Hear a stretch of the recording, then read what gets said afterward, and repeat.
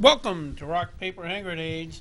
I am here with the most awesome, what's your name? Eric, right? Eric. We'll stay with most awesome. For the Most time being. awesome. And former Senator Bob Clegg from the big city of Hudson. Hudson? Right. Yeah, Yep. Hudson. And it's a town. It's a town, whatever the hell it is. And we're here to talk tonight about the biggest story of the week, obviously, is the Szechuan sauce at McDonald's. I don't know what you guys thought about that, but the fact that, you know, McDonald's underestimated how many people were fans of Rick and Morty and didn't provide enough Szechuan sauce. And Who? Rick and Morty, Bob. Get with the times, will you? Anyway, Rick and Morty, because Rick had that dream where he went back in time and had the Szechuan sauce with his chicken nuggets. And so McDonald's decided to keep up with it, and they offered the Szechuan sauce in different locations around the country, and one of them was in Manchester, and they ran out. People waiting for hours, and they ran out of Szechuan sauce. It's dominating the 24-hour news cycle. It is. Well, it is the 24. That is the 24-hour news cycle right there. I missed that. It wasn't on radio. It wasn't on radio. No. What radio are you listening to? It was. If you're going to be informed, if you're going to stay informed, Fox if you're News. coming on to the show, you should be informed. Truly. I mean, we had to wade through that Szechuan protest downstairs. Well, I did notice that, but I wasn't quite sure. I thought it was a donut thing, but No, it was not. There I was can no understand the donut to confusion. no. oh, okay. It was like the donut thing, but no, this is a Szechuan sauce that people were jonesing for, and they couldn't get any. Wow. It's pretty sad. I'm sure it'll become a factor in the mayoral race.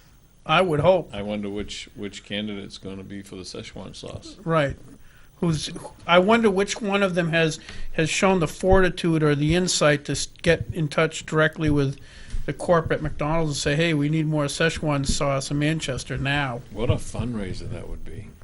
It would be awesome. No kidding.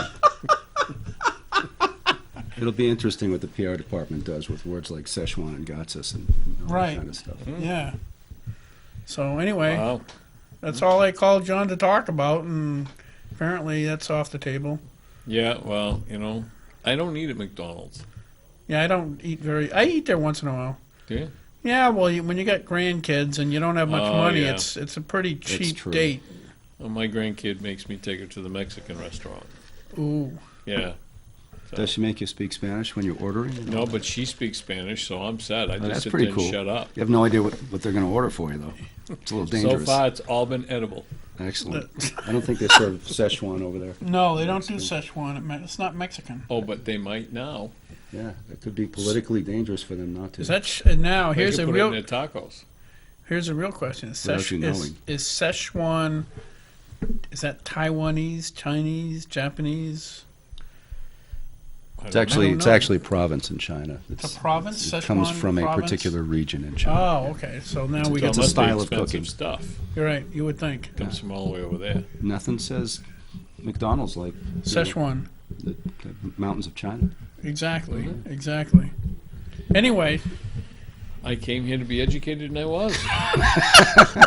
Don't you feel edified, Yeah. viewers? I excellent. got to ask my granddaughter now. How come she didn't tell me about this? Why didn't you Szechuan? tell me We could about have the come all the way up Szechuan to sauce? Manchester. It's- Can't find parking up here, though. No, parking's not a good thing. Well, all the protesters made it tough. Yeah, with all the Szechuan people being upset about the Szechuan, it made it a lot tougher to find. That's why there's so many pink Priuses out there. I'm not saying nothing. Anyway, hey, so on a That lighter, took a left turn. on a bumpier subject, what about the? Did you hear? What? Caller. We have a caller. Oh, yes, caller. Eric's left, just hit the green button once. Thank you very much. I think the Szechuan conversation must have stirred somebody Yes, up. I would We hope. have a caller. This is Roland, folks. Hi, Roland. Roland, you're on the air. Rolling, rolling, rolling. Keep that those phone doggies call rolling. We cannot hear Roland. How come? Hello. Hey, Hello, Roland. You're on the air. Okay. Yeah. Has anybody ever proposed in Concord about mandatory insurance? car insurance. I don't see why we don't have in New Hampshire mandatory car insurance like a lot of other states. There's so many people, especially people that, well, I won't say it illegally. I'm not supposed to say that. But there's so many people running around with no insurance that I really believe that somebody in Concord ought to, bring that up instead of some of these crazy things that they always bring up, So anyway, I'd like to know why, and also your opinion about, do you think we should have mandatory insurance? I'll hang up and listen to what you have to say. Thank you. All right, thanks, Excellent. Roland. Thank you for your call, Roland. It Appreciate it. actually is a law. If you don't have financial responsibility, if you don't have the ability to actually pay for an accident you're in, then you have to have insurance. Now, saying that means that everybody can drive without it until the first accident. At the first accident, if you can't make payment, now you have to get what's called an SR22, which is mandatory insurance, Correct. until you can get private insurance. Now, if you refuse to do that, then the state of New Hampshire has the right to take the plates off your vehicle until it is insured. And if you drive somebody else's vehicle and get into another accident, they can revoke your license. So actually, if you're in a big accident and you can't pay for what's called an SR22, which is mandatory insurance, then you can't drive in the state of New Hampshire, period. So in effect, the default position is we do have a mandatory. Correct. If you get in an accident, you are either by your insurance or personally responsible or liable for whatever. Correct. Whatever damage, if it was your fault, whatever damage you caused, and if you can't pay it, you can't drive until you can pay it. Right. So the statute basically says that to drive on our roads, you have to demonstrate financial responsibility either way. Either way, you have to be responsible for what happens, whether you have a second party that actually covers your losses or you're paying for them out of your own pocket. Right. Only a fool doesn't have insurance. Well, there's a lot of. I think there's. Oh, yeah. I think it's not. I think it's a lot more the case that there's people that are what you might call the working poor, where they're two people working at Dunkin' Donuts and they got a crap box car, and to insure it would be. If you have nothing to lose, I understand it. But if you have anything at all to lose, then it doesn't take much. It doesn't take much of an accident. To totally. And to let's face it, wipe an out. accident's not something you did on purpose. But yeah, you can lose everything you have, everything you worked for. Oh yeah, I overnight. get it. And not to mention how you feel about the other person who got hurt and now has to figure out how they're going to pay for it. Right. No, I get it. I just think that it's not always just as clear cut. It's a lot of people just can't really do it, but they're still responsible. How many times in the recent past do you gentlemen have spent time in the legislature more than I had done? I've only been there for 2 years, of course, and as you know, how many times in the past has that standing statute been challenged by a more aggressive bill whose language resembled that of the statutes that exist in Massachusetts, for example? It's been done continuously, but it's Okay. always been fought.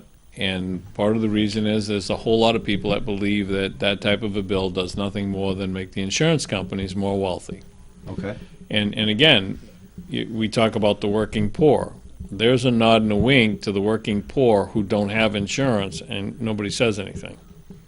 So if you had a bill like Massachusetts, the working poor, as Mr. Hopper says, wouldn't be able to drive at all, because you wouldn't be able to get your car, and if you got stopped for the slightest infraction, just like every other state, they say, can I have your proof of insurance? Oh, you don't have insurance, we're going to tow your car. Right. If you can't afford insurance, you can't afford the $150 tow either. So Right. we've always looked at it from the perspective, I was there for 14 years, but from the perspective that the lowest among us would have to be able to afford it before we would make it mandatory. So it makes the ability to participate as a licensed driver on the roadways financially prohibitive for them.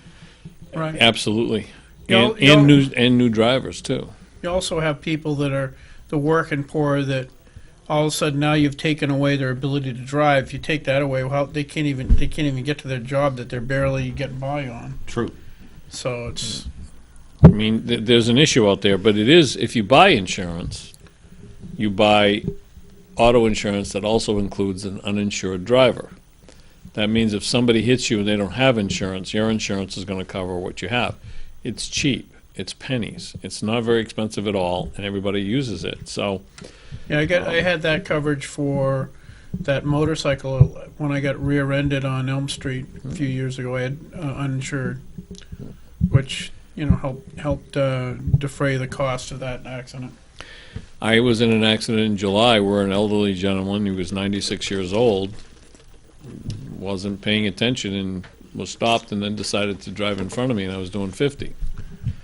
And we couldn't get any information out of him because he was in shock. And so my uninsured motorist started fixing my vehicle before we ever figured out whether he had insurance or not. So it helps. Otherwise, I would have had to start shelling out. And it was a serious accident. My frame was bent. I had to buy a whole new frame for the underneath of my truck, and so it's quite costly. Yeah. So hopefully, Roland, that answer satisfied your curiosity and concerns. It was an excellent question. Thank you for the call. So anyway, the guy in Wicked Firearms here in Hooksett, it seems like it's almost in Manchester, but I guess he stuck his foot in his mouth. I've been over there. I had a slide on one of my 9mm Cerakoted over there. He's a nice guy. I actually invited him on the show, and he says he's really not that political and didn't really want to get involved, so he didn't come on the show. And Do you have to be political to be here? No, you don't. Okay. But he didn't really want to go there. So he was National Propaganda Radio went around, I guess, interviewing people, and they got him to say what they wanted to hear. Of course. And so that ended up, and I think he said something to the effect they were talking about the bump stocks. And for those of people who don't know, a bump stock is, it attaches to an AR-15 rifle or AK, and what it does is it basically locks itself in a position. I haven't used one, so I might get this wrong. So that the recoil of the firearm going back puts your finger in the right location, so that as soon as the recoil stops, your finger comes back again. The inertia going for or compensating for that, I guess, and it just keeps doing that until you run out of ammo or let go of your finger. Right. That's basically it. That's basically it. And it turns an AR-15 into the most inaccurate firearm you could ever point at Right. anything. With a wild You muzzle can't lift. hit anything. Yeah, so it's basically, if you want to go to the gun range and just throw away quite a few dollars worth of ammunition quickly, you buy one of those. I've never been interested in one because I couldn't afford to feed it. Because The thing of it is it's so inaccurate. It doesn't make any sense to even use one. I mean, in the case of Las Vegas, the guy didn't care what or if he hit anything. He just wanted to hit whatever. There's a video on YouTube where a fella does not have a bump stock, and he actually fired as rapidly as the bump stock, but his were all in a group, probably 5-6 inches. wow, The guy that had the bump stock had a few on the target, but most of them were wherever. right. So there's no reason why you would want one. I mean, you can have them. If you like playing with them, that's fine, but you're not going to go hunting with them with a bump stock. No, that would be So- ridiculous. Yeah, so, I mean, do people have toys? Of course they do. People put all kinds of stuff on their guns. They put flashlights and you name it, it's on there. I know one guy's got a radio on it. I keep laughing every time I see it. but it's just a small little, whatever. But all I'm saying is what that guy did in Las Vegas, it didn't really matter. He had enough tannerite in his trunk, and he had a plan. And all he was trying to do was just do as much damage to everybody and everything he could. As quickly as he could. If he didn't have that, he would have had something else. Well, that's been my argument. But to follow up, so anyway, they interview this guy over at Wicked Firearms, and he said something. Well, I don't know. Maybe there should be. I think the law should be looked at about training. I think that's when people got really, really upset. But to me, it was like it's one guy's opinion, and I'm not even sure he necessarily thought it out clearly. The problem why is attack 'em? everybody starts talking about training. I used to have my real estate license, and I gave it up because I had the training. I worked for somebody who had been doing it for 45 years. I took my test. I passed no problem. Right. Every 2 years, I had to do 9 hours of continuing education. Now, my first couple of years, there was a lawyer named Leighton Clavana, who I would go to his classes every year because he told you about the legalities, what the recent court cases were, what happened because of X, Y, or Z, so you learned something. When he stopped giving them, what we ended up with was, as I remember clearly, spending 6 hours with one guy who tried to convince everybody in the class that we should invest in his septic service business. That's it. So I wasted a whole day, and I like to say I'm a busy guy. I don't have time to waste. Right. And it got up to 9 hours, and I never learned anything. In fact, I was a partner at the time in a mini warehouse, those little warehouses that where you rent a small garage and you put whatever in it and you store it there, Yeah. storage units. And this guy sat there and said, here's what you do if you have rental property. You get a copy of your tenant's license, and you put all of their stuff under their name at the warehouses, everything. That's, you have to hold it for 30 days at one point, and then you just don't pay. You just leave it there and let the next guy. And he said, because if you've got guys with paint or anything that's hazardous waste, just go rent one of those units and then walk away and do it in their name so that you pay the first month's rent, but it's cheaper than doing the hazardous waste removal. Well, it was nice to know because we had people doing that to us and we couldn't figure out where they were getting the idea.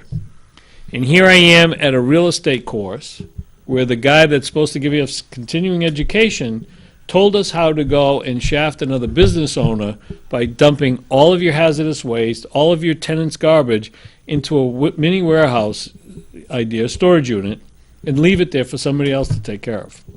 Wow. I complained to the real estate commission. You know what they said? You don't have to take the class. You can give up your license. So I did. Wow. Okay? That's disgusting. Right. So what kind of education are we talking about this time? It always starts out good. What are we going to do at the end? We're going to end up that you're going to have to go get your training and your continuing education. And the guy at the other end of the table that's supposed to be your mentor is going to tell you something political. And now you're supposed to either agree with him or you flunk the class. You know what I'm saying? So, look, anybody who owns a firearm gets educated. And if you don't, you do real quick because you usually do something stupid to yourself. Right. But this whole idea that somebody needs to go and test and baloney.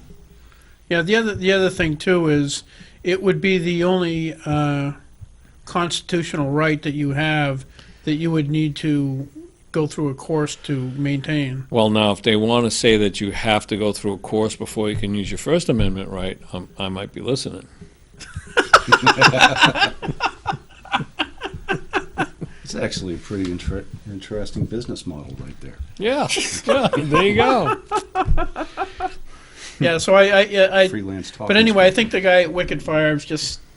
I don't think he necessarily thought the whole thing through, but now You know, a Maybe lot it's of a loaded times question, NPR is just you know. is Exactly. But using them. we had the same thing with Ralph D'Amico. Ralph D'Amico was the unlucky store owner that people went and bought something at his store and then used it against themselves. They committed suicide.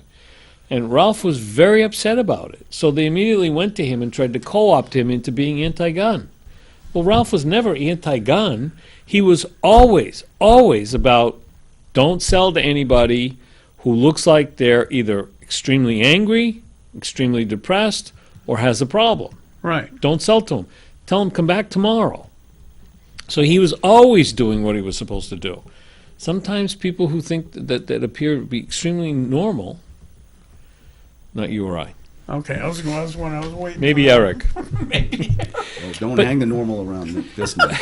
But sometimes people who look normal aren't. But you can't always know everything.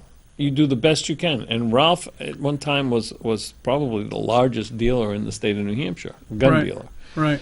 And so when you consider all of the people that came through his doors and how many people used the product to harm themselves, he ran a pretty good business. He was real good, and his staff was taught, don't. If somebody came in and they were angry, that was the first indication you're not getting anything. You're not getting a box of rounds. You're not, come back tomorrow when whatever it is that's really got you upset, you've had time to sleep on it. Right. And so, in this guy at Wicked, I'm sure that there's nobody selling firearms that doesn't feel bad about what happened in Las Vegas. I am just a collector, and I feel bad about what happened. I don't feel bad for the guy who did it, though. You know what I'm saying? I feel bad for the people that he decided weren't worthy of his presence, basically. So permit me, if I may, to devil's advocate here for a moment. You're a supporter of Second Amendment rights. I think all of us are. It's fair to say. But I can see somebody responding to what you just said with some measure of astonishment or even indignance, saying, wait a minute, you're a seasoned legislator. You've wrestled with these issues a lot, and you're telling us that you feel bad? Well, as a legislator, you have the power to rally other legislators to do something at the statutory level to try to create some sort of climate within which this sort of incident is less likely. What would you say to that? There is no climate that it's less likely. If he didn't use firearms, he would have used a vehicle. If he didn't use a vehicle, he would have done just what they're doing overseas. He would have strapped stuff on somebody else's body. They never do their own. And we would have had these bombers walking around. Okay. Same thing that's happened in London and everywhere else. So it's not what they're using. You can't ban everything they're using. In fact, in England now, they're using knives. And now there's a whole thing. Well, if your knife's this big, you're gonna give me... You can't stop it by banning what they're using, because there's another tool. Are we really? I mean, more people die from being hit with a hammer than die from gunshots, except in Chicago. Right. I mean, Chicago's all by itself. In fact, most gun-free zones are the most awful places. I hear that argument, and I got to tell you, Chicago is. I don't believe it's because it's a gun-free zone. I believe it's because you got 75% of the young children there without fathers. Regardless, it's still a gun-free zone. We have other places in the country where kids don't have their fathers, and they're not killing each other on a regular basis. More people die there than in Afghanistan. Oh yeah. So it's more than just that. And I'll tell you what, And I know that- it makes it very easy to walk around and shoot somebody that you know is unarmed, because you're the bad guy, and the guy you're going after is a law-abiding citizen. Right. So it's much easier. You feel safe. And that's, in my opinion, that's the problem with gun control, is that the only people that feel safe once that goes in is the bad guy who's going to come rob you, invade your home, rape your daughter. He feels safe because he knows that he's not going to face a firearm. Most he's going to face is maybe a fist.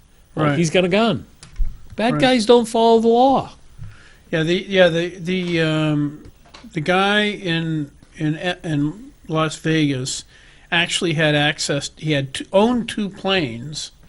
He could have easily put all kinds of explosives on the plane and just crashed right into the thing. Oh, I didn't know that. Oh yeah. Wow. I mean, there's all kinds of options he had. Bought traces trying to blow up the jet fuel thing. So, He did? yeah, he had traces, and he was trying to blow up the jet fuel tanks that were right there at the airport. But he had cold fusion. He didn't have the hot ones. But it wouldn't have mattered anyways, because those things are designed that if a plane hits them, they're supposed to. But yeah, no, he tried all kinds of things. Right. Yeah, he was. I still that whole thing though. He was such an anomaly. We don't know enough yet. They have an awful lot of information. You know, There's a lot we don't know. in the last administration, when it happened in Florida, it was obvious that the investigators wanted the American public to get as much information as possible, and they were speaking before, and they were getting in trouble for.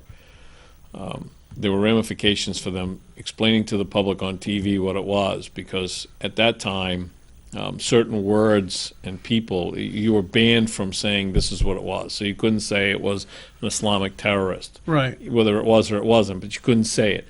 And you'll notice that they came right out and said, here are the ties for this guy. Now, let me clarify, that doesn't mean that anybody of that religion is a bad person. It just means that this guy's a nut job. Right. And so what they did was they gave it to you because my understanding is a lot of people in law enforcement were tired of it being covered up. We have a group of people that belong to certain gangs, is what I call them, and their whole objective is to destroy as much of us as they can. It's just like Antifa. Right. Antifa's job is to destroy any freedom and liberty we have, not because they want something better, but they want communism. I mean, Right. they are the fascists I know. that they claim to fight. But so what I'm saying is, I think until in this case in Las Vegas, they're holding everything close to the chest. Yeah, because just the other day, because this is weird. So initially, with the story was that he did all the shooting, and a security guy in the hotel went up to his room, was trying to figure out what was going on, got shot in the leg, and went around, told everybody else anyway, even though he was wounded, to get the heck out of there or stay in your room. I don't know what he told them, but that was the original story. Then yesterday, the day before, the cops came out and said, well, we had the timeline wrong, and actually the guy that worked for the hotel got shot 6.5 minutes before he started shooting out the window, and also shot 200 rounds into the hotel, around the hotel itself, before he started shooting outside, which is really weird, because if you go and listen to if woman was a taxi driver right outside the hotel, if everybody's gone to a hotel, there's always taxis out in Taxis. front, hanging out, waiting for customers. She captured it? She captured the whole thing. And so she's out front. There's people meandering about in front of the hotel, doing nothing, just talking. You can hear the gunshot start, and she goes, what the heck is that? She kind of figures out something's not right. She doesn't understand why people aren't panicking or doing something, and then drives around, and it takes her quite a while. And she gets out. She says, I got to get out of here. This is crazy. Gets out of there and ends up picking up, I think, 3 people that had just escaped from the concert. Well, in her video, she's out in front of that hotel, and as the shooting starts, it's been 6.5 minutes. By that time, maybe 8 or 9 minutes, and you still don't hear any sirens. If you go to Las Vegas, you'll understand why. And I heard the tape today, and the fellow was very calm and said he took a shot at me and the whole bit. But in Las Vegas, the last thing you want is for the news to be bad about your hotel. Because if your guests don't come in and they don't stay in your hotel, you're not making any money. So they always try to handle everything on their own.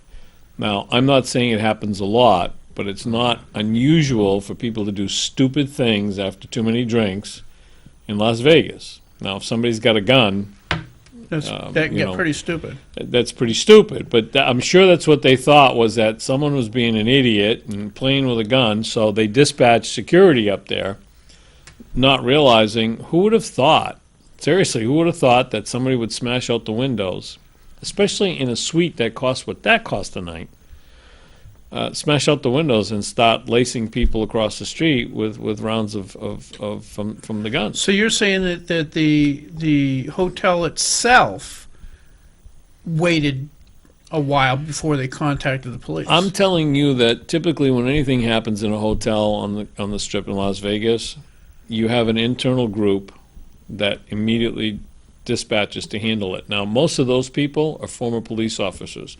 New York City, Chicago, L.A. These aren't guys that came out of some hill town. These are guys who understand fully what gang violence is, what gun violence is, and they dispatch first to make sure that what happened is, well, usually to make sure it's an accident. Right. So, and make sure that whoever saw what they saw really saw that. Okay. You know, somebody could have a firecracker or a cherry bomb and think it's funny to let it go in the hallway. You know, to a lot of people that would be, oh, gunfire. So Sure. you definitely don't bring the police in and have them charging up 32 flights of stairs to find out that it was just some idiot. I've spent a lot of time in Vegas myself, hatching small businesses and selling them. And I can attest to what Bob's saying, that it's all about image, preservation of image, preservation of good PR, and the level of training and precision of these security details in each property is second to none. I've seen them in action. I've stumbled upon action scenes being filmed for movies. Rush Hour 2 was one of them. Just walking down the street, they were filming something, Jackie Chan. And there was a lot of mayhem. And the kind of security that was on point in those situations was remarkable. Normally, they're invisible. But when stupidity or mischief goes down, they're on top of it Yeah. like nobody's business. So basically, what you're saying is what stays in the hotel in Vegas goes on in the hotel in Vegas, Oh, stays in the hotel? there's no doubt about They it. try to keep it They that try way. to keep it that way. It's an adult playground. For a time, they tried to make it an adult with family playground. Didn't work. No. It's an adult playground, and sometimes, and it's a place where people go to let loose because you're not at home. You can just relax and as he said, you know, a lot of people like to shoot movies. It wouldn't be the first time that somebody decided, well, we're up here, we've got the suite, let's film something for our film project for college. That's happened down there too. So Take chances.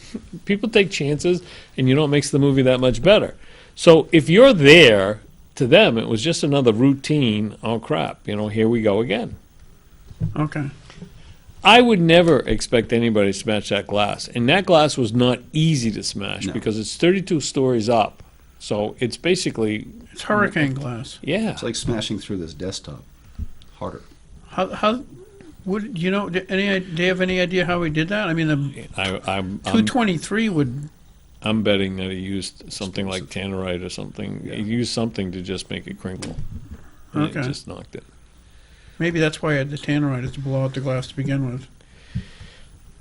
Well, You you would know, think you that know could the guys. You know the guys here in New Hampshire tried 50 pounds and then 100 pounds, and there's nothing illegal, but they rattled some doors for a pretty long distance. So, I think the tannerite was in his car for future. Pretty effective. Yeah. You know, he could have driven that car into the middle of all the first responders and set it off. Well, it's tannerite. How do you set? I guess you could When figure out a when way it to blows up and you get. Yeah, but it doesn't I'm go- not it- going to say on here. set. Oh, okay. Especially- Because tannerite, for those people who don't know, is stuff you can get at most gun shops, and you can get it online, and it's basically it's like a powder, but usually you put it in packets, and it does not explode like gunpowder. It explodes from the friction of a bullet going through it. Like a 223 would be perfect for it. And when the bullet hits, I think it's the friction that just ignites it quickly and explodes. And usually they use it like gun ranges. It'll be 100 yards. They'll put up a quarter of a pound or something, and it makes a nice big loud bang. But 50 pounds, that's got to be amazing. Even if it didn't do anything and all it did was make a loud bang in the middle of everybody trying to save whoever it was they were trying to save at the time, think of the chaos. This guy Yeah. was all about chaos. I mean, Yeah. he even had the trajectory figured out. So far as we know, You said he had the trajectory figured out? Mhm. How do you know? no kidding. Because it was on a note piece of paper that was there. He had done the calculations to see how high he had to aim. Because remember, he was what, 600 yards? Yeah, 500. How sure are we at this point that we're talking about one guy here? We're not. We're not sure. I didn't think so. Depends on how you want to interpret a couple of those tapes, because it does sound like two different calibers being shot at the same Just time. saying. But There's a lot of theories flying around. And, Right. everybody's got one. WikiLeaks has theirs. And they're saying some pretty interesting things. I want to ask Hillary Clinton, because I bet she knows.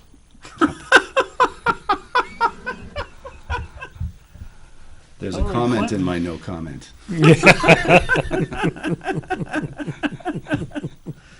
Yeah, it's really bizarre because usually when you have somebody do something like that, there's typically very quickly an affiliation involved. You know, part of the problem that we have right now is that people are giving a pass to those who think it's okay to protest by smashing windows and destroying stuff that doesn't belong to them, belongs to somebody else, as long as And they threatening can. people. And threatening people and beating up the elderly because they have a hat on that belongs to the guy who won the presidency and not their person. Yeah, And so what we've done is we've encouraged people to do the most ludicrous things that you could ever think of and let them think that this is okay. And it's not okay. But we're not doing anything. right. You know, all of a sudden now they're starting to name certain organizations as American terrorists or domestic terrorists. But it wasn't until they tore up, what was it, Berkeley? Yeah. And all of a sudden, they tore up Berkeley for no reason, and now the people who were encouraging them to protest in such a manner got angry and said, hey, wait a minute, we think they're terrorists. Why? Because they did it to you? Well, they had already done Berkeley. But they did something else, too. Because All's I'm sa- before they had Milo Yiannopoulos was supposed to speak at Berkeley, Right. But and this- they came down hard, and they came and they beat some guy with I think it was a bicycle chain. They broke windows, they busted things, and it was actually a teacher in Berkeley. I think she was a Sure. middle school teacher, was part of Antifa, and was telling people that to stop what she considers hate speech, which was anybody that doesn't disagree that anybody that disagrees with her, Right. to stop that because they've defined speech itself as being violent, so therefore violence to counteract that violence is reasonable. Right. And it's I forget which college professor. I remember, and I've seen her on there, but the last time they created a problem, the appearance that they were coming to protest had been discontinued. It wasn't going to happen. And they marched on the place they had anyways nothing and to created protest. chaos. There was nothing to protest anymore, and they came and created chaos anyways, just for the sake of doing it. That's when everybody realized they're really not protesting anything. What they're doing is just destroying as much of America as they can. Yeah, they have an excuse to try to cause enough disturbance, and if you can create enough disturbance, you can. If you create enough disturbance and conflict in the country has to almost by definition become more authoritarian. Is that a Stalinskiism? Yeah, Well, Yeah. what To happens, compensate for basically it. what happens though is people get tired of being afraid all the time, so they're willing to give up another freedom yes. in exchange, and it doesn't work because For the mirage of order, it's security. It's not security. But again, if we continue to think that it's okay to smash glass and destroy people's, I mean, you watch them; they take turns, and they're very well organized because they have different waves go up until they get the windows actually broken down. And I read a paper where they have different colors, and if you're this color, then this is what you do, and the lowest of all are their job is as the people who've created the damage or hurt somebody fly back in, you're supposed to surround them so they can't be had by the police officers. Right. And you're supposed to protect them at all costs. And that's what makes them feel so good about what they do because they don't ever have to pay for it. Right, they're not They don't because they were doing that in D.C. after Trump got elected. It was funny because they broke the windows at Starbucks, which It I was thought on was their a certain side. irony I know. there. But Liberal icon. You know, it's time. It's time for people to be responsible for their own actions. yeah, And they should, again, I'm going to say for probably the fifth time today, there's no excuse. I don't care what's happened to you in the past. There's no excuse for you to do that kind of thing to someone else. None. None whatsoever. yeah. Just because your feelings are hurt or you disagree with somebody, it doesn't mean you have a right to be violent. And you don't have the right to take somebody else's property and destroy it. Yeah. You know, it's like during the hurricane in Florida.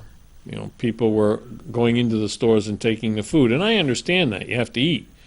But I never realized that sneakers tasted good, because there was group after group after group going into the shoe stores and stealing all the most expensive you're sneakers. completely misrepresenting that.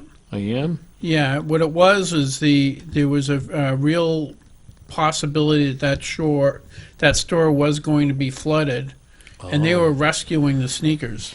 How Oh, is kind of them. It Oh. was, Along yeah. with their I bandanas. thought was they were going to eat compassion. them. Huh? I thought they were. No, gonna no, eat it was compassion for the sneakers themselves. them. Wow. Because if they get all wet and stuff, they get rotted, and they'd be Nobody could wear them. correct. I See, see. So it was not. It was. I know what it looked like, but it was.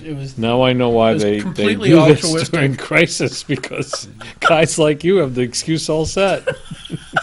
They were benevolent liberators Yeah, of shoes. they were liberators. They were liberating the shoes from. Only their size, though. Yes. Yeah. Well. Yeah. Exactly. Exactly. Why would you liberate a size that has no good to you? Hey, what do you? Oh gosh, what did you think about the? And I always say yes when he says, "You want to come on?" He does too. What do I think about what? Oh, that I think this is actually pretty funny. It's funny and sad, but it's funny. Is the media had an absolute aneurysm when they discovered that tape of Trump saying something rude to somebody else in a locker room. Well, it was on the bus, but it was never supposed to be published. Yeah, You but it was grabbed between two guys. Yeah. And any guys that have been around and separated from women, I worked in a machine shop for 34 years, so I've heard so yeah. much worse stuff than that over the years, because guys are always, it's almost like they're, Almost a competition. it's a competition Who can to be more vulgar. who can be more vulgar, who can outdo the ridiculous thing the other guy said. It's never really meant as anything, because it never actually means anything. It's more outdoing one another than it has anything to do with Gross out reality. contest. It's a gross out contest typically. And That I'm, doesn't happen in the trades that I've been in. oh yeah, I Keep bet. going. Me But the neither. Never but happens the in filmmaking. no, but like if my Angels. understanding is women do the same thing when they're alone. I don't know that. This is hearsay now, Gary. of That's course. hearsay. Yes, of course. I was going to say, you spying on women? Yeah, and so We anyway, have it now. It's on tape, folks. yeah.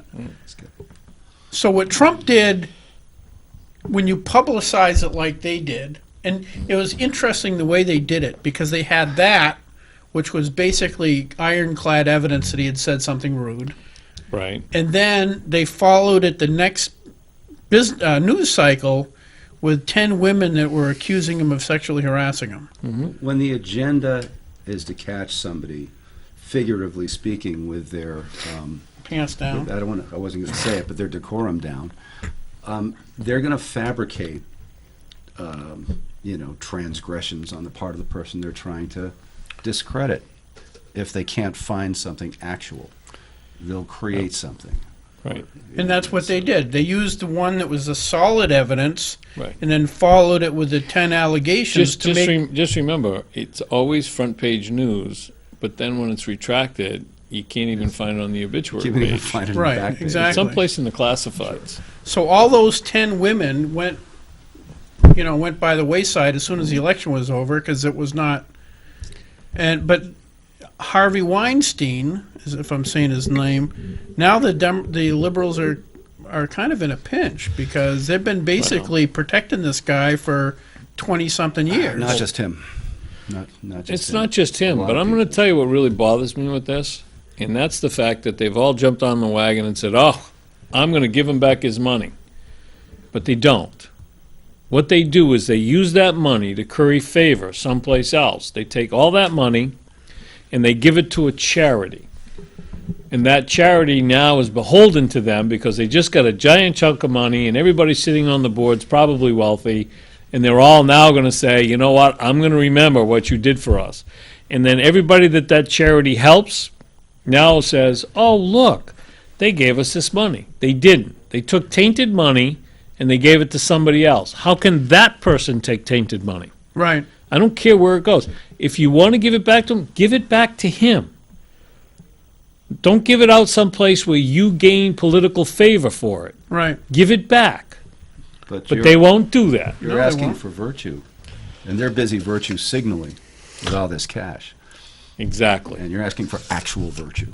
Right. So gonna everyone, happen. every one of our delegation who had money from him and gave it to somebody else, basically used that tainted, rotten money to buy votes someplace else. So they still use it for the purpose that they got it from him for. They're just now getting publicity for it as well. Right. You know, it's been really interesting in the most recent couple of news cycles. WAPO, Washington Post, and New York Times and whatnot have been really running some pretty big, putting their best people on these issues and writing some articles that are pretty provocative. It's interesting what they have to say about Weinstein and others that behave like him and have sheltered their peccadillos in this thin veneer of legitimacy on the left just because they were advocates for the left and they were powerful, Right. power brokers. But their private behavior was reprehensible. And they admit openly in these publications, in these articles that I've been reading lately, that this has been high hypocrisy. Yeah. And that they've been sheltering piggishness in the name of liberalism. Listen, we shelter it on the state level too. We know that we have one in particular who is just horrid and has more complaints than anybody I've ever known in the legislature to have, including requesting oral sex from male interns, and we hide it. Everybody knows, everybody in charge knows who it is, but refuses to reveal it because they claim that, oh, it's an employee-employer issue. People in the legislature are not employees. No, they're not. They are representatives. Now, if they've done it to somebody who is an employee, you don't have to release the name. But I don't think that you should hide the fact that this person harasses women, harasses lobbyists, and even male interns from UNH. It's not okay. And people like me are outraged, but leadership hides it. Well, And it's not 1 year, it's every year. the team that offender plays for doesn't want egg on their face. Yeah, but it's So they're now. gonna- Yeah. Both teams know. Both teams know. So one team is protecting them. Both teams are protecting them. I'm because- just saying one team is protecting them because they want to maintain their control, and the other team is protecting them because they want to use that at the appropriate time. They never use correct. it. They've had 3 opportunities to use it, and they've never used any of it. So are they protecting the institution? Is that the excuse? I believe The that image? there's enough of it out there that nobody wants to point the finger. Yeah, but at some point, it's like the Harvey Weinstein thing. At some point, the information comes out, and everybody that knew looks like a dirtbag. No, because everybody they that knows, oh my goodness, really?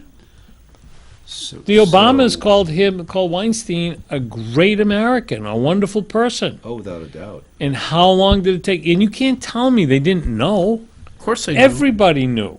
Meryl Streep venerated the guy from the Oscar stage, called him a genius, called him a god. There you go. You know what's actually pretty funny about it though is there was, I forget what the comedian, it was one of these award shows, Yeah. and it was the year they nominated Sally Fields and some other women for Best Actress. Huh. It was like 5. He said, and he said, well, when he was given presenting the Oscar, he says, well, that's 5 women that don't have to pretend they're attracted to Harvey Weinstein now. I want that clip. Oh, yeah. And everybody was laughing. Yep. Okay, in that audience, 'Cause they knew. because No, they wait. knew, Yeah. Sure. they knew. You know, Weinstein says that it's a family fight, and his brother did this to him to gain control. And if everybody knew, then who gave the reporter all the information? And I love listening to the reporter because I guess he worked for, I think, ABC, and they said, oh, it's not ready yet. But yet he goes to the New York Times, and they said, oh, boy, this is definitely ready. We're going with it. Right. So who was it that made the decision that it was time for him to go? Get thrown under the bus. Right. But the thing is, they're eating their own, and it's a very interesting sort of political tableau that's playing out. Yeah. Because they're feigning indignance and disgust. And like you said, everybody knew. Everybody knew, and nobody cared. Just like here in New Hampshire. Everybody knows, but nobody wants to be the guy that says, here's the evidence. Right.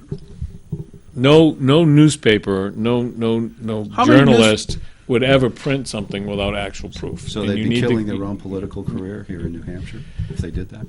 Well, I think no journalist would want to print anything that he didn't have proof of. So the complaints are in writing. Yeah. But if you can't get a hold of them, and they've refused to grant them under the right to know, because I know somebody who's asked and done numerous right to know requests. Excuse me, and they always come up with, well, he's an employee. So, Not much but of an but excuse. we have it here, and it's a blind eye. You've been up there a long time. I was up there a long time, and because I was in leadership on both sides, I saw a lot of stuff. Well, that's actually why they raked me over the coals, because it was my second term. I filed a bill of address against Wayne Vetter because he was doing the same thing.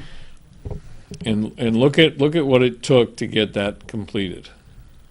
I mean, that was a long, drawn-out process because those who knew didn't want to actually say it, and there was another group of people who said enough's enough. Right.